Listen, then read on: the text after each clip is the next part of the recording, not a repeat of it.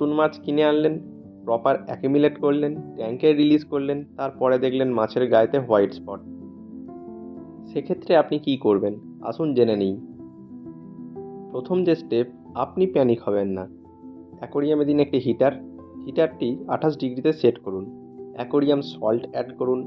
চাইলে আপনি general cure বা অ্যান্টি ইক মেডিসিন ইউজ করতে পারেন। সেক্ষেত্রে আপনি অল্প পরিমাণে স্ট্রেসিল সলিউশনও ব্যবহার করতে পারেন। 24 ঘন্টা মাছকে কোনো খাবার দেবেন না। 2 থেকে 3 দিনের মধ্যেই নোটিসেবল ইমপ্রুভমেন্ট পাবেন। এই ট্রিটমেন্ট চালু করার 2 থেকে 3 দিন পর আপনি 10% অ্যাকোরিয়ামের জল পরিবর্তন করুন এবং সাথে অ্যাড করুন নতুন জল। তাতে দিন রক সল্ট এবং জেনারেল কিওর।